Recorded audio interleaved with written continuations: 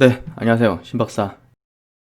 2020년 10월 26일 장 마감 복귀 방송 하도록 하겠습니다. 오늘 방송이 조금 늦어졌는데요. 제가 아까 이제 커뮤니티 거기 게시판에 좀 올려드렸듯이, 저희 이제 뭐 부모님하고 또 이제 뭐 처가 쪽에 이제 생일이 있어가지고 이 남해 한 리조트에 좀 내려와 있습니다. 그래서 어, 일단은 조금 뭐 편한 마음으로 내려왔는데 뭐 장에 별일이 있겠어 했는데 사실 오늘 코스하기 완전히 뭐 얻어맞았잖아요. 그래서 많은 분들 아마 멘붕이실 거고 뭐 정말 지금은 뭐 어떻게 이럴 수가 있지? 이런 생각이 들 정도거든요. 예. 근데 이제 뭐 그 이유를 냉정하게 우리가 또 분석을 해봐야 될 거 아닙니까? 그러면서 주식 투자가 뭐 결국은 뭐 대응의 게임이고 또 마라톤의 게임이고 그렇기 때문에 그 원칙상 이걸 어떻게 대응을 해야 될까? 매도를 해야 되는 걸까? 보유를 하는 게 맞는 걸까? 펀더멘털 이유가 발생해서 매도가 나오는 걸까? 아니면 특정 뭐 최근에 뭐 수급상 이유, 세금상의 어떤 문제 때문에 나오는 걸까? 글로벌적인 어떤 증시가 같이 폭락을 한 걸까? 그래서 여러 어떤 내용들을 한번 같이 그 짚어보면서 좀 현명하게 어떻게 하면 판단을 내릴 수 있을까 하는 내용들 한번 생각해 볼 생각이고요. 음, 제가 약간 좀 식사하면서 뭐 제가 이제 방송 찍으면서는 술을 절대 안 마시는데 복분자주 한 두 잔 정도 마셨거든요. 예, 뭐 취한 건 아닌데 어쨌든 조금 말이 세질 수도 있을 것 같아요. 좀 화나는 그런 시장이었던 것 같고요. 이게 사실 전 세계 증시가 같이 폭락을 해가지고 코스닥이 이렇게 붕괴된 거라면 사실 이해는 할 수 있잖아요. 그렇죠? 그래, 뭐, 글로벌 어떤 현상, 그래, 미국 대선 어떤 문제가 발생했구나. 그래, 코로나 상황이 지금 뭐, 미국에 하루에 8만 명 늘어나고, 유럽은 뭐, 진짜 봉쇄 조치 다시 들어가고 하는 정도. 그래서 경기 회복 기대감에 약간 찬물을 끼얹는 현상이 발생하면서, 이렇게 증시가 같이 빠지는구나, 전 세계가. 그러면 이해되죠. 예. 근데 그게 아니잖아요. 오늘 아시아 증시 양호했고, 예, 뭐 글로벌 상황에 어떤 큰 어떤 리스크 발동된 건 아니잖아요. 그런데 코스닥만 3.7% 얻어맞으면서 주요 이평선 붕괴됐다는 것 자체는 한국만의 특수성인데 그게 좀 어이없는 특수성이니까 좀 예, 사실 좀 화가 나는 사안이고 뭐 이럴 때일수록 더욱 냉정을 찾아야 됩니다. 저는요 그동안 이런 이런 상황들이 이제 많이 있었잖아요. 증시에서 왜 이렇게 막 폭락하지? 막 이런 상황 속에서 감정적으로 대응하면서 툼에 던지는 사람들 굉장히 많이 봤어요. 예. 근데 그런 사람들은 결국 예, 결과가 좋지 않더라고요. 예. 투자에는 이 감정이 들어가면 안 되거든요. 예. 지금 같은 구간에서는 예? 감정이 들어갈 수 있는 그런 어떤 사안들이 있기 때문에 분노의 투매라든지 아니면 뭐 어쩔 수 없이 뭐 레버리지 반대매매 때문에 나가는 물량도 있을 수도 있겠지만 지금과 같은 시점에는 정말 냉정을 갖고 해야 돼요. 그래서 현명하게 좀 뜯어보면서 제가 좀 말씀드리는 시간 한번 가져볼게요. 제목은요. 코스닥 기관 매도러시 니들보다 내가 먼저 판다. 개인 양도세 회피 물량이 나오는데 그거 나올 거보다 내가 먼저 팔아야겠다. 이런 식의 매도 러시가 나오는 부분들 짚어볼 거고요. 그리고 이제 이건희 회장 타계하면서 어찌됐든 지금 지배구조의 어떤 변화 가능성이라든지 상속세 이슈 이런 것들하고 결부돼 가지고 결국은 삼성전자, 삼성바이오 그리고 셀트리온의 어떤 은밀하면서도 연관성이 있는 그런 어떤 내용에 있어서 변곡점이 좀 만들어진 게 아닌가 하는 생각이 좀 들거든요. 오늘 셀트리온 그룹주들은 그래도 시장보단 양호했지 않습니까? 근데 시장보다 양호해야 될 특별한 이유는 없어요, 사실. 많이 빠졌다는 거? 다른 종목 대비해서? 그래도 그래도 지수가 이렇게 빠졌는데, 제가 볼 때는 뭔가 좀 변곡점이 만들어지는 그런 상황이 된 거라는 생각이 들어요. 이건 뭐 개인적인 생각이지만 왜 그런 생각을 하는지에 대해서 한번 얘기를 드려보고 싶고요. 그리고 이제 세 번째는 많은 분들 걱정하실 거예요. 예, 저도 이제 스마트 리포트 종목들 많이 분석해서 이렇게 올려드렸었기 때문에 그런 종목들을 한번 점검해보고 어떻게 대응할지 그런 내용들을 같이 말씀을 드려보도록 할게요. 먼저 이제 시장 현황부터 말씀드리겠습니다. 코스피 지수 오늘 0.7% 빠졌고요. 2343포인트. 코스피 지수는 양호했어요. 예, 그냥 뭐 이 정도 빠질 수 있지. 뭐 아시아 증시 대비해가지고 아시아 증시가 오늘 일본 증시는 보합 정도, 홍콩, 대만은 플러스권 마감됐죠. 홍콩 0.4%, 대만 0.08%. 뭐 상해 증시가 0.8% 빠졌으니까 뭐 코스피 지수도 뭐 빠질 수 있지. 그 정도 되고 뭐 미국 증시가 금요일날 많이 빠진 건 아니잖아요. 예, 근데 이제 일단은 코스피 지수는 뭐 양호했는데 하락 종목수가 너무 많았어요. 코스피 지수 상승 종목수가 뭐 상한가 포함해가지고 122 종목인데 하락 종목은 759 종목이에요. 예, 압도적으로 많은 거죠. 그러니까 완전히 지수보다는 예, 종목들이 완전 망가졌기 때문에 제가 보는 관점에서는 그 요 흐름은 별로 안 좋아요. 기술적으로도 요 흐름은 안 좋아요. 예, 종목 많이 빠지면서 지수 자체는 별로 안 빠지면서 이렇게 받쳐줬다. 아, 이거는 제가 보는 어떤 기술적인 패턴상 이거 밑으로 꺾일 수 있는 그런 흐름이거든요. 그래서 사실 조금 부정적인 어떤 흐름이 좀 나온 것 같아요. 예, 그런 부분들. 일단 어찌됐든 코스피 지수는 오늘 좀 그래도 상대적으로 좀 방어가 됐습니다. 예, 뭐 삼성전자 뭐 이런 삼성그룹주들이 상당히 좀 이제 이근희 회장 타계하면서 그런 부분에 연계된 뭐 경영권 이제 지배구조 가능성 뭐 그런 것들이 연계돼 가지고 예, 올라줬기 때문에 오늘 결국은 코스피 지수는 그나마 좀 방어됐는데 예, 이게 제가 볼 땐 조금 더 위험하다고 생각돼요. 예. 그리고 이제 코스닥 지수는 오늘 3.7% 빠졌어요. 와, 이거 진짜 심각하게 빠졌네. 778포인트 마감됐고요. 뭐 코로나 사태 때 419포인트까지 빠졌다가 올라온 거에 비하면 여전히 이제 많이 올라 있는 상태긴 한데 최근 고점 대비해서도 상당히 좀 많이 밀린 거잖아요, 사실은. 예, 이런 부분들이 그리고 이제 120일 이동평균선을 한 방에 그냥 예, 붕괴시켜 버렸거든요. 이게 이제 장대 음봉으로 이 투심이 굉장히 좀 좋지 않다는 거죠. 뭐 내일 뭐 양봉 떠가지고 이제 올려칠 수도 있는 건데 지금 수급의 흐름상 그게 좀 녹록지가 않죠. 예, 사줄 주체가 지금 외국인 말고는 없는 셈이거든요, 사실.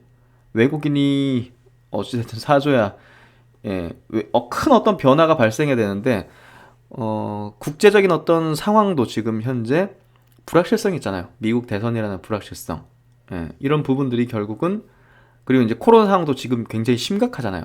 뭐 백신이 나왔다든지 치료제가 막 지금 나왔다든지 이게 아니기 때문에 그런 부분에서도 사실 불확실성이 여전히 상존하다 보니까 드라마틱하게 외국인 자금이 우리나라로 펑 이렇게 들어올 만한 그런 유인이 없거든요. 뭐 환율 가지고 지금 안 들어오는 거고 또 그렇기 때문에 코스닥 지수도 일단은 최악의 어떤 시나리오를 좀 열어두고 있어야 될 것 같아요. 요 정도죠.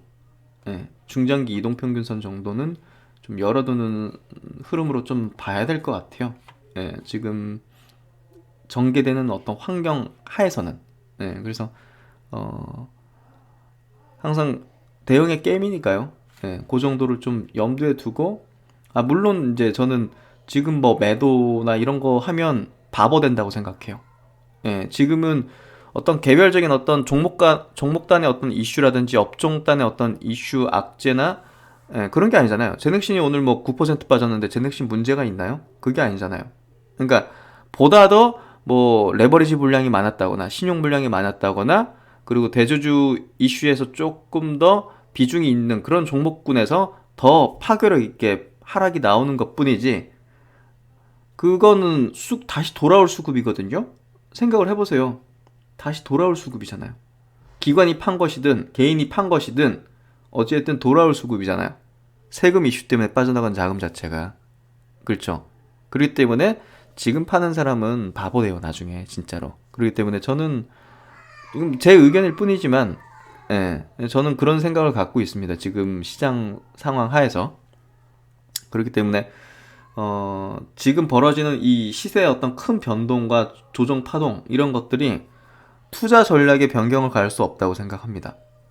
예, 이런 내용으로 매도를 한다는 것 자체는요, 스스로 지금 견디지 못하게 팔 수밖에 없는 상황이기 때문에 그런 사람들이 파는 거거나, 혹은 주식시장에서 경험이 없던 사람들이 파는 거지, 주식시장을 경험이 많거나 잘 이해하고 있거나 기준이 펀더멘털 상이라든지 어떤 이제 주식 시장의 어떤 대세 사이클과 고점 패턴이 만들어지고 붕괴되는 이런 사이클을 이해하고 알고 있는 사람은 지금 매도하지 않을 거예요. 왜냐면 지금 추세를 바꾸는 게 아니라 국내에 한정된 세금 이슈 때문에 과도하게 지금 밀리는 상황이거든요. 지금 조정 구간이에요. 전 세계 증시도. 근데 지금 코스닥이 지금 붕괴되면서 코스닥뿐이 아니라 지금 일부 시총 대형주 몇 개 빼고는 지금 중형주 단으로도 코스피도 그렇고 다 지금 완전 막 그러잖아요. 지금 하락이 굉장히 깊잖아요. 그거는 우리나라만의 특수성인 거죠. 지금 현재. 그렇기 때문에 그런 부분 때문에 매도하는 거는 나중에 진짜 바보 된다. 예, 그 얘기를 좀 드리고 싶어요. 그렇게 좀 보시고, 어쨌든 지금 지수 흐름은 밑으로 좀 더 열어놓은 상태예요. 예, 솔직하게. 밑으로. 냉정하게 지금은 판단해야 되니까. 예. 그래서 조금 더 하방으로 좀 열어놓은 상태고, 받아줄 수급 주체가 지금 없기 때문에, 예, 거래대금은 보십시오. 거래대금 줄었는데 이제 빠지잖아요, 지금. 그러니까 일부 물량 갖고 그냥 빠지는 거예요, 지금. 일부 물량 갖고 지금 빠지는 거예요.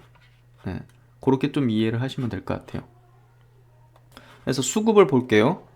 일단은 코스피 수급부터 보면요. 오늘 외국인들이 1,400억 정도 순매도했고, 개인이 1,100억 정도 순매도했어요. 개인이 최근 들어서 계속적으로 순매도죠. 이거는 뭐 양도세 회피 물량이라고 확실하게 이제 이해를 할 수 있고, 그렇죠? 기관들은 이제 연말에 이제 배당 노리는 어떤 물량들, 기계적인 물량들이 들어오는 거라고 볼 수가 있어요. 어차피 이거 연초에 바로 나갑니다. 이 물량들은. 추세를 형성하는 부분이 아니에요. 그러니까 지금 현재 외국인 자금이 대량으로 5천억, 6천억, 7천억씩 팍팍팍 들어오는 게 아니면 추세를 만들 주체가 없어요. 그러면 나 이거 세금 때문에 지금 팔래 하는 수급인 개인의 매도 수급이 가장 힘이 세고 주도력을 갖고 있는 거거든요. 기관도 지금 수동적인 거고 결국 이게. 그렇기 때문에 개인 수급 나오는 거에 따라서 지수가 연동되고 있다는 거예요. 지금 현재. 예. 그리고 이제 코스닥 보죠. 코스닥 같은 경우는 지금 보시면 개인이 사는데 이거 양도세 회피 물량 이거 나오는 게 아닌데 이렇게 이제 바라보는 분들 계실 수도 있는데, 그렇게 보는 게 아니라 이 수급은 지금 기관들이 그냥 분노의 셀링 같이 어차피 연말에 개인 양도세 회피 물량 대량으로 나오는 거 뻔한데 내가 먼저 팔아야겠어 하면서 지금 연말에 계속 팔고 있는 거거든. 지금 차익 실현과 함께 이익이 많이 났으니까. 예, 특히나 이제 기관들은 그 시비 많이 받아 있잖아요. 시비가 이제 코로나 사태 때 푹푹 빠지면서 리픽식 조항, 전환 가격이 굉장히 많이 낮아져 있는 상태거든요. 그러다 보니까 수익이 엄청나게 난 상태에서 이거 정리하고 가자. 예, 이런 분위기가 발동되는 것 같아요. 예, 연기금도 계속 줄이고 있는 거고 또 거기에 더해서 그리고 이제 연말에 이제 뭐 나오는 기본적인 클로징 물량 같은 것들, 예, 그리고 이제 뭐 기관의 어떤 그런 물량들이 이제 쏟아지면서 결국은 어차피 그런 물량 나오는 거 내가 먼저 팔아야겠다는 것들이 계속 이어지는 것 같아요. 예, 그러니까 이게 더 힘이 센 거죠 지금 현재. 그리고 받아내는 거는 어쩔 수 없이 지금 뭐 받아내는 일부 개인들이 이렇게 받는 거라 보시면 될 것 같아요. 여기서 양도세 회피하는 어떤 물량들까지 같이 쏟아지면서 기관들의 물량과 섞여가지고 힘이 센 물량이 매도로 나오고, 받아줄 주체는 없는 상황 속에서 외국인도 안 사고 소극적인 일부의 이제 개인 투자자가 받아내다 떨어지니까 뭐 어쩔 수 없이 더 받아내다 막 이런 식으로 되고 있는 것 같아요. 예, 힘의 세기가 밸런스가 완전 깨져버린 거죠. 수급의 밸런스가. 그래서 지금 현재 코스피, 코스닥 양 시장 모두 어찌됐든 기관의 매도물이 나오는 부분 역시나 연말에 이번에는 양도세 회피 물량이 지난 뭐 5년간에 비해서는 압도적으로 많이 나올 수밖에 없는 상황이다. 더군다나 올해는 코로나 이후로 개인들의 자금이 어마어마하게 바닥부터 들어왔기 때문에 뭐 한 종목당 3억 이상 이렇게 갖고 있는데 이익이 꽤나 많이 난 계좌들이 어마어마하게 많을 거기 때문에 그거 나오는 거 우리 어떻게 감당하느냐 하는 식으로 지금은 돌아가고 있는 것 같아요. 그러면서 빠지니까 서로 전염돼 가지고 안 되겠다 안 되겠다 하면서 이런 식으로 전염되는 것 같고요. 그게 당연히 이제 이익이 많이 났던 업종의 대표주 BBIG라든지 또 이제 중소형주 단에서의 어떤 변동성이 큰 종목들이 보다 더 이제 타격을 크게 받는 것 같아요. 역시나 뭐 시총 대형주들은 거기에 큰 변동성을 보이진 않잖아요, 사실은. 음. 너무 빠지면 뭐 기계적으로 들어오는 어떤 외국인 자금이라든지 이런 어떤 알고리즘 물량들이라든지 이런 것들이 있을 수 있기 때문에 어느 정도 받쳐주거든요. 그런 부분에서 사실 중형주 이하단의 종목들이 지금 우후죽순으로 평균적으로 한 6, 7%씩은 막 빠지는 것 같아요, 보니까. 그게 이제 개별 종목 분석이 뭐 의미가 없죠. 예. 그래서 조금 되게 아쉬운 것 같은데 그 내용을 한번 좀 정리를 해보면 코스피 지수는 지금 오늘 일반적으로 타정시하고 보조적으로 동조를 하는 정도의 약세 마감했어요. 근데 이제 코스닥 지수는 한국만의 특수성으로 이제 급락 마감한 셈이죠. 세금 문제. 현재 수급의 밸런스가 좀 깨진 상태고요. 코스닥의 기관 매도 러시는 오늘도 이어지면서 아까 주요 이평선을 완전히 지수 이평선을 붕괴를 시킨 거죠. 개미 너희들보다 우리가 먼저 판다. 분노의 셀링 포인트가 지금 지속되는 것 같고요. 일반 개인 투자들의 레버리지성 물량이 지금 쏟아지기 시작하는 것 같아요. 그게 이제 투매로 전염이 되는 것 같고요. 이런 부분에서 완전히 하락이 멈췄다고 얘기는 좀 쉽진 않은 것 같아요. 그러니까 이거 어떻게 되게 어려운 상황 같아요. 근데 아까도 말씀드렸지만 지금 구간에서 뭐 매도를 고민한다거나 매도를 하는 투자자는요, 나중에 반드시 후회할 겁니다. 반드시 후회할 수밖에 없어요. 그거는 저는 확실한 것 같아요. 제 경험상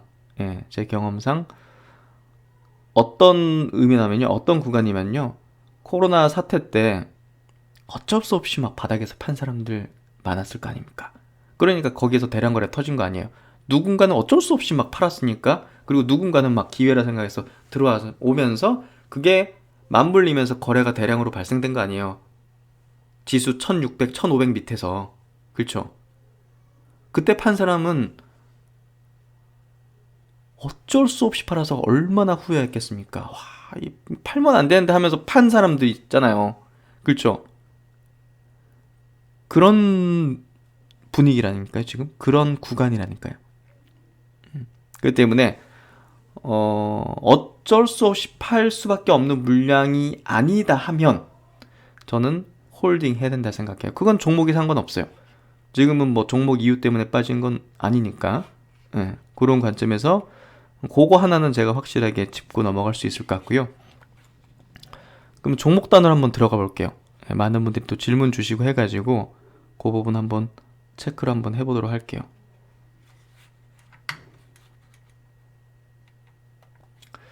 일단 셀트리온 그룹주부터 먼저 보도록 하겠습니다. 오늘 셀트리온 그룹주들 장 초반에 굉장히 좋았어요.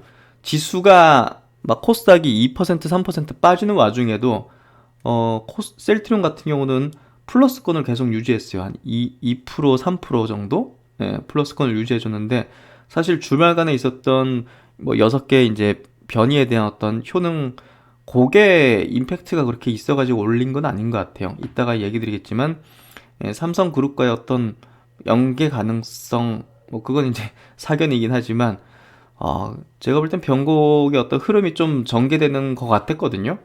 근데 이거 음봉으로 밀린 건 막판에 결국은 지수 영향이라고밖에 볼 수가 없어요.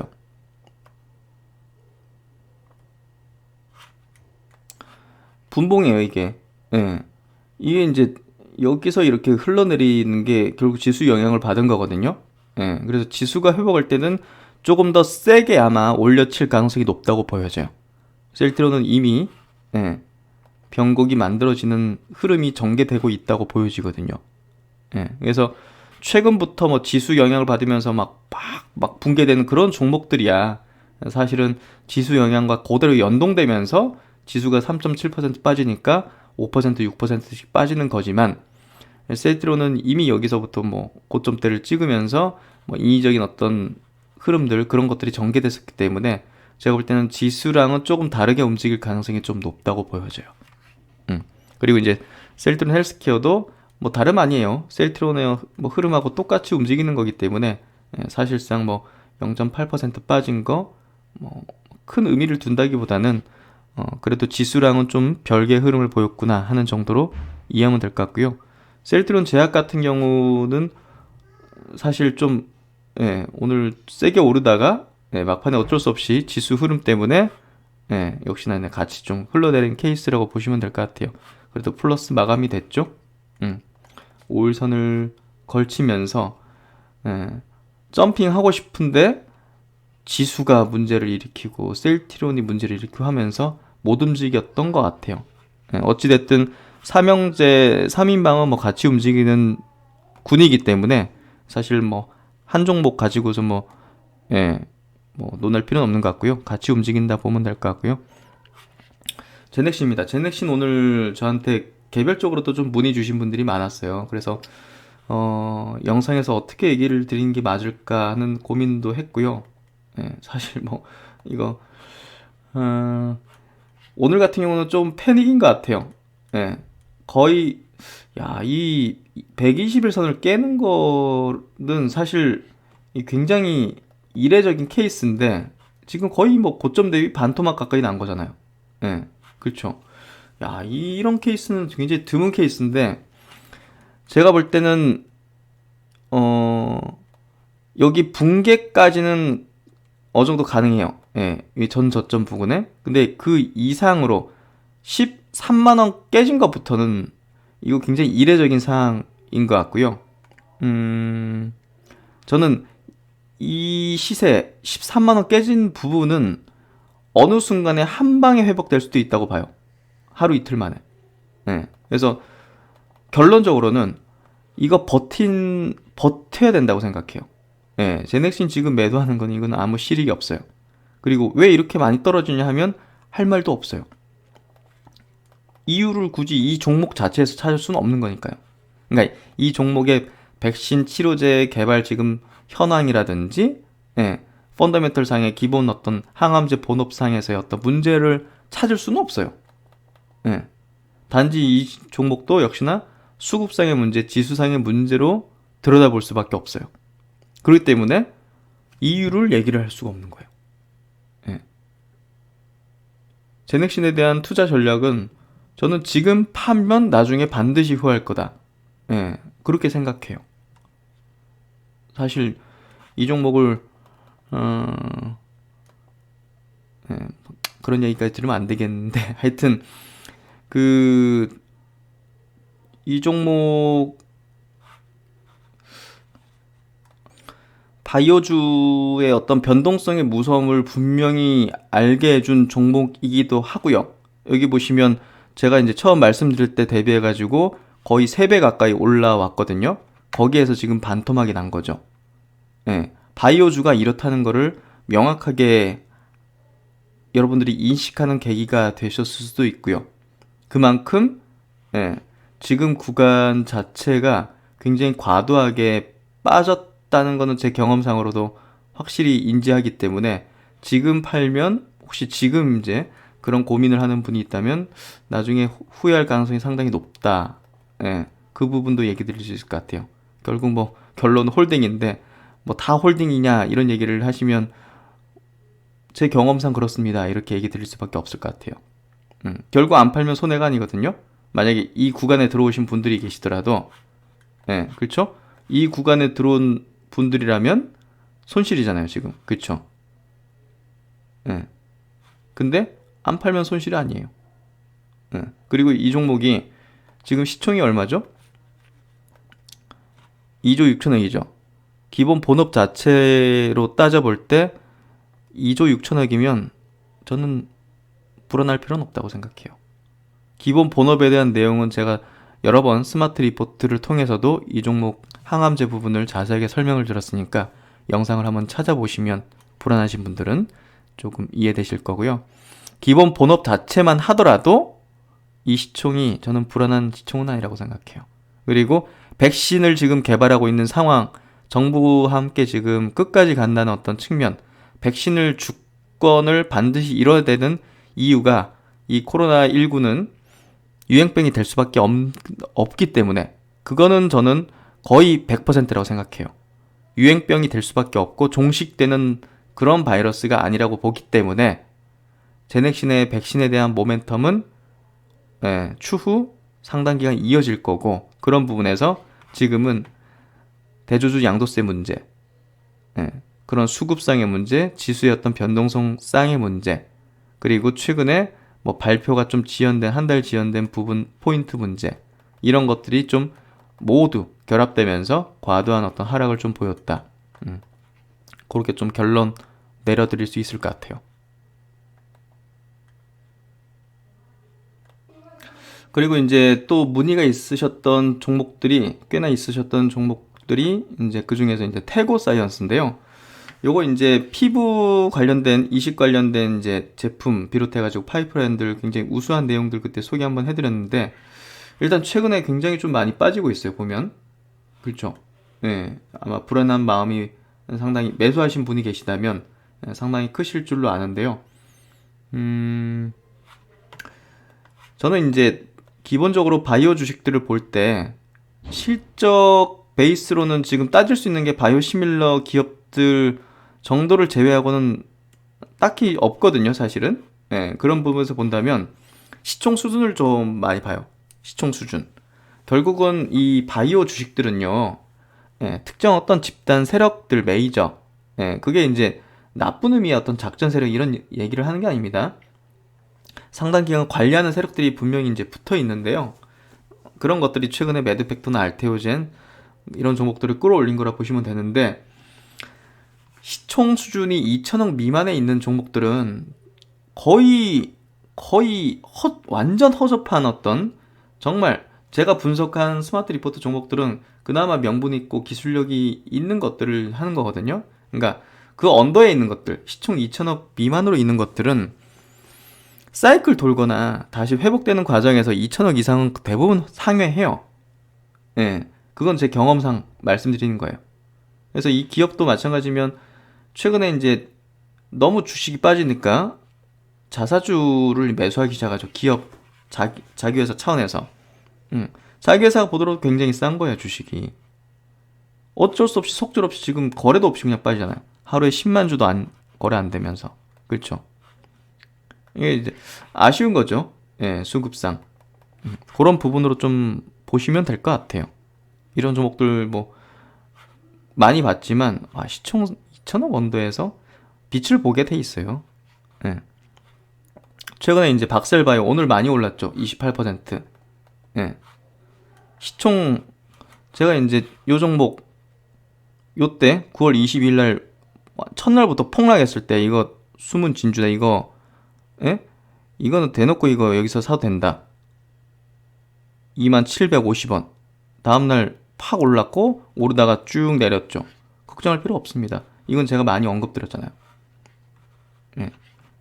2천억 언더에서 계속 놀고 있었죠. 1,500억 뭐 이런 식으로 2천억 올라오잖아요. 기관이 34만 주를 매도했는데 이게 중요한 포인트가 아니거든요. 이걸 먹어 들어가면서 올린 누군가 있다는 게 굉장히 중요한 거고, 이거는 여기서부터 지금 붙었거든요. 첫날부터 이거 끌어내리면서 붙었거든요. 여기 올리고 내리는 거 정석적이에요. 올려치면서 돌파시키잖아요. 아주 정석적인 플레이를 하고 있는 거예요.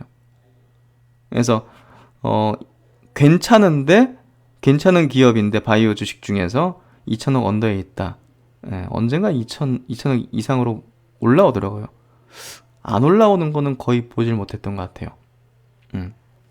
그래서 그런 점으로 보시면 좋을 것 같아요. 그리고 뭐 제가 이제 뭐 스마트 리포트 자주 짚은 건 아니지만 시젠 같은 경우 61선을 깼죠. 예, 의미 있는 종목이라서 이제 설명드리는 거예요. 이 종목 같은 경우는 지금 코스닥 시장에서 시총이 2위잖아요, 지금. 그러니까 이 종목이 주요 이평선을 깨버렸다는 거는 굉장히 시그널이 중요하죠. 예, 사실. 야, 이 전고점 부근에서, 야, 여기서 이렇게 깨버리면 전고점 돌파가 쉽지 않겠다고 현재로서는 판단할 수 있는 거거든요. 예. 야, 실적이 이번에 실적 나올 때 피크 찍으면서 돌파했다가 고점 찍고 꺾이지 않을까 이렇게 봤는데 이 시장이 녹록치 않으니까 여기 부근에서 이제 고점 찍고 밀리는 것 같아요. 최근에 CJ는 광고가 나오더라고요, 또.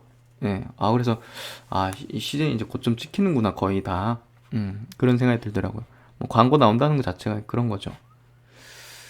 HLB가 이제 이번 대세 상승장하고 별개로 움직이는 종목이니까, 뭐 이번 흐름에서 별 움직임이 없죠. 그러니까 셀트론과 비슷해요, 어떻게 보면. 뭐 지금 장세랑 약간 별개로 움직이려고 하는 그런 종목 같고요. 알테오젠도 오늘 121선을 붕괴시켜버렸죠. 예, 그러니까 야, 이런 주요 대장 주격이었던 종목들이 좀 이런 식으로 된다. 예, 일단은 연말까지는 좀 지지부진하겠구나. 그렇게 좀 이해가 되어지는 것 같아요.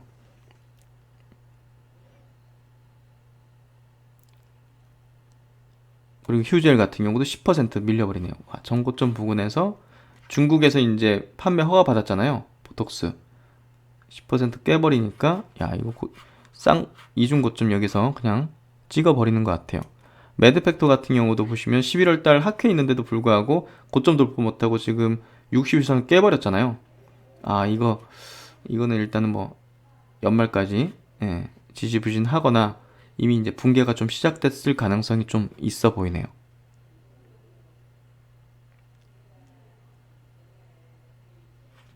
그리고 이제 오스코텍, 오스코텍 같은 경우는 약간 좀 조금 찍은 듯한 어떤 느낌이 좀 있네요. 예. 하지만 이거 완전히 여기서 붕괴시키면서 끝내다기보다는 이건 반발 매수도 상당히 있을 것 같아요. 예. 그런 흐름으로 좀 보고요. 녹십자 같은 경우는 지금 백신 CMO 쪽하고 혈장 치료제 두 가지 모멘텀을 동시에 갖고 있잖아요. 오늘 같은 날도 이제 지수 대비해서 잘 방어를 했잖아요. 플러스 계속 유지하다가 지수 때문에 어쩔 수 없이 밀린 것 같은데 저는 이 종목은 다른 종목과 다르게 상당히 좀 강하게 치고 달리지 않을까. 그래도 반전된 신호가 여기서 나와줬기 때문에 사실상 그래도 제가 강조드린 치료제 쪽에서 셀트리온 항체치료제 그리고 혈장치료제 녹십자 그리고 백신 쪽 제넥신 이렇게 세 종목을 굉장히 진짜로 제대로 하고 있는 기업들이라는 얘기를 드렸는데요. 진짜로 제대로 하고 있죠. 예, 그렇기 때문에 사실 녹십자가 이렇게 반전된 흐름을 보인다는 건 굉장히 좀 좋은 모습의 선례를 보이고 있다고 보여지고요. 셀트론도 비슷하게 반전되는 어떤 흐름이 지금 전개되기 시작했고, 그리고 제넥신이 좀 아쉽게도 굉장히 과도하게 좀 밀려있는 상태지만 그거 단기간에 확 이렇게 반전되는 흐름이 조만간 전개되지 않을까 생각이 돼요. 그래서 세 종목은 저는 굉장히 좀 객관적인 분석을 하더라도 지금 현재 구간에서는 좀 용기를 낼 수 있는 그런 어떤 종목군이다. 그렇게 좀 말씀을 드리고 싶고요. 그리고 이제 아미코젠 같은 경우 요것도 이제 많이 좀 문의를 주셨어요. 사실 중장기적으로 말씀드렸잖아요. 예. 근데 이게 그 스마트 리포트를 분석해드리고 나서 꺾기 시작해서 지금 여기 32,000까지 쭉 밀려왔는데요. 뭐 중장기로 볼 때 이 정도의 파동이 나올 수가 있는데 최근에 지수 흐름과 결합되면서 더 빠진 것 같고요. 저는 만약에 매수하신 분이 계시다면 이거 매도하는 구간 아니라 봐요. 여기 매도하는 구간 아니라 보고요. 역시 정배열 구간을 지금 계속 이어가고 있기 때문에 이 정도 조정을 나올 수는 있다고 봅니다. 나올 수 있고 이 종목단의 어떤 문제가 아닌 차원에서 볼 때 요 중장기 이평선 부근은 지지를 좀 받게 될 것 같고요.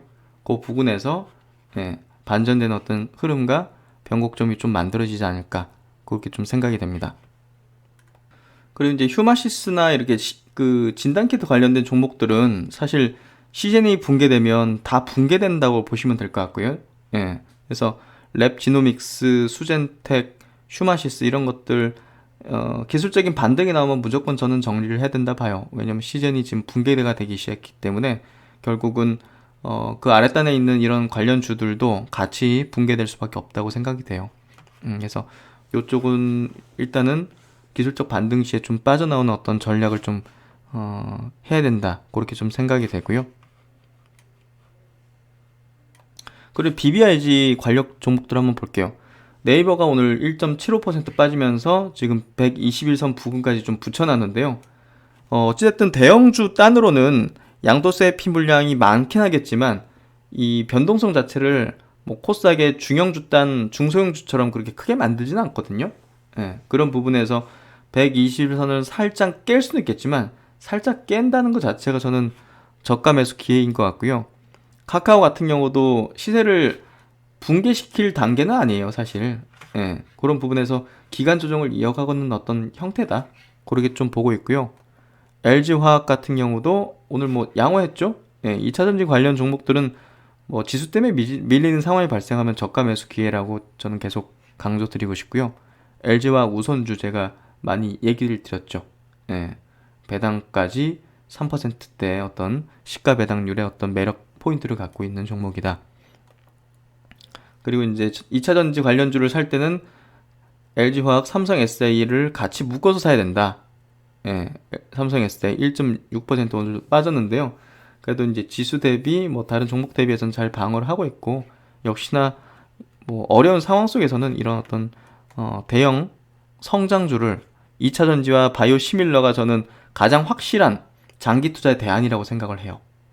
그렇기 때문에 정말 장기적으로 나는 정말 눈 감고 눈 감고 그냥 계좌 덮고 장기 투자를 한번 나아가고 싶다 하는 분들이라면 바이오시밀러 업종과 2차전지 이 배터리 셀 대표 기업을 장기 투자 목적으로 계속 모아가고 매수하는 전략을 펴는 게 저는 맞다고 봅니다. 바이오시밀러는 뭐 국내에서 투자할 그룹 한 그룹밖에 없죠. 셀트론 그룹. 그리고 배터리는 LG화학 쪽, 삼성 SDI 쪽만 건들면 된다고 봅니다. 그래서 두 기업 모두 뭐 양호한 흐름인 것 같고요. 일진 머티리얼즈도 오늘 뭐 반도체 쪽에 이제 초박막 소재 개발했다 해가지고 국산화 소재 개발했다 해가지고 튀었는데요. 내일 오전 스마트 리포트로 나가게 되겠지만 중장기적으로 굉장한 기회라고 봅니다. 지금 뭐 이평선도 많이 밀집돼 있고요. 기아차, 현대차도 마찬가지로 중장기적으로 전기차, 수소차, 친환경차의 어떤 대표 성장주다. 이런 어떤 분석들을 해드리면서 말씀을 드렸는데요. 오늘 시장 대비해서도 좀 강했네요. 2, 3%대 어떤 상승을 보였고요. 그리고 이제 오늘 오전에 스마트 리포트 짚었던 종목 그 SK 바이오팜 같은 경우 2.8% 빠졌지만요. 제가 볼 때는 요 그 보유에서 풀리면서 이렇게 푹 빠졌을 때 있죠. 이때가 어느 정도 저점대를 형성하는 구간이라고 좀 보여져요. 이걸 저점이라고 100% 확신할 수는 없지만 이 구간대를 저점을 다지는 구간으로 좀 여기는 형태 같거든요. 이 구간이 공모 상장하고 나서 고점 대비 한 절반 반토막 난 구간이에요. 그래서 보통 대형주들 보면 고점 대비 반토막 난 지점에서 저점을 다진다거나 기술적 반등이 뭐 세게 나온다거나 이런 흐름이 있는데 어찌됐든 뭐 SK바이오팜은 SK그룹의 미래 성장 동력 핵심 기업이기 때문에 이거 뭐 사실 기술적 반등으로 머문다기보다는 저는 추세적으로 향후 나쁘지 않을 거라 봐요. 그런 차원에서 제가 분석을 해드린 종목이고, 그리고 2차전지 관련해서 최근에 다시 새롭게 이제 화학주에서 2차전지 소재주로 부각된다. 이런 거는 저는 좀 강력하게 말씀드렸잖아요. 새롭게 부각되면서 성장 스토리를 쓰기 시작하는 종목. 이런 것들은 저는 굉장히 좋은 매력이 있다 봐요. 그래서 이번에 뭐 오프라인 강의에서도 이 종목 좀 강조드렸었는데 3.9% 상승했네요. 빅히트 같은 거는 이거는 뭐 굉장히 위험하다고 말씀드렸죠. 빅히트는 이미 이거는 상장 자체가 엑시트였다. 예, 저는 그렇게 바라봅니다.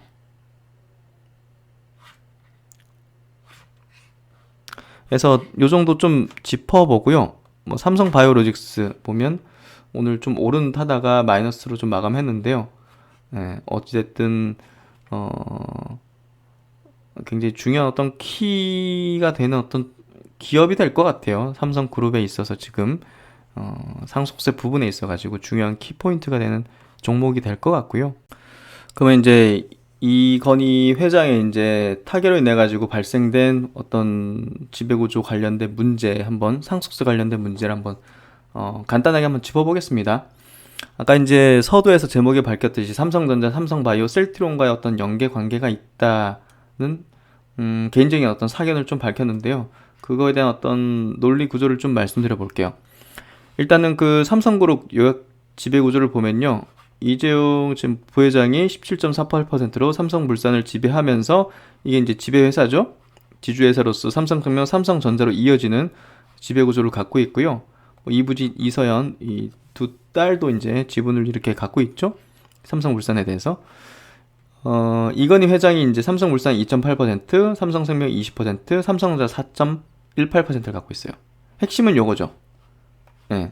4.18% 가지고 있는 이건희 회장의 어떤 삼성전자 지분 이거를 다 이제 매각 없이 그리고 삼성생명이 삼성전자의 지분을 8.51%를 갖고 있는데 결국은 지금 뭐 보험업법 개정 가능성이 지금 있잖아요. 그러니까 결국은 삼성생명이 갖고 있는 삼성전자의 이제 지분을 자산 총액 3% 넘는 거를 이제 시가 기준으로 매각을 해야 되는 과정에서 또 이제 삼성전자 지분이 일부 또 탈락되잖아요. 그러니까 삼성그룹은 삼성전자 지분을 뺏기지 않아야 되는 게 핵심이에요. 결국은 제가 볼 때는.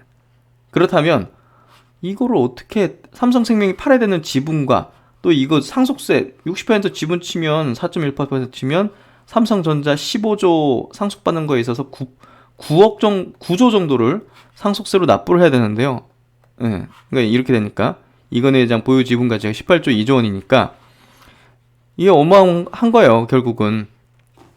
결국 삼성전자 지분을 뺏기지 않고 세금으로 뺏기지 않고 어떻게 그 재원을 마련할 것이냐가 결국은 핵심이었던 거예요. 제가 본 관점에서는. 이거를 막 삼성전자 지분을 공익법원에 출연하고 하더라도 이게 15% 한도로밖에 또 의결권 제한이 안 돼요. 그러니까 그 이상 갖고 있는 거는 의결권 의미가 없으니까 뭐 사실 직접적으로 안 소유하고 뭐 백기사나 저번에 뭐 KCC 같은 그런 백기사 그런 데다 넘겨줄 수도 있는 거고 결국은 그래가지고 어떻게 할 거냐 삼성전자 일부 지분 매각하더라도 행사 가능한 의결권은 유지가 가능하다. 그렇게 지금 뭐 여기 리포팅에서도 쓰고 있거든요. 근데 핵심은 요거예요. 지배력과 무관한 비핵심 자산 성격의 보유 지분은 상속세 납부 과정에서 우선적으로 처분을 고려함으로써 상속세에 대한 재원 확보가 이루어지게 된다. 제가 볼 때는 지배력과 무관한 비핵심 자산의 핵심 무슨 종목일까? 무슨 기업일까? 바로 삼성바이오로직스라고 생각합니다. 결국은 삼성전자에 대한 상속 지분을 전부 받기 위해서 세금 해결을 어떻게 해야 되느냐?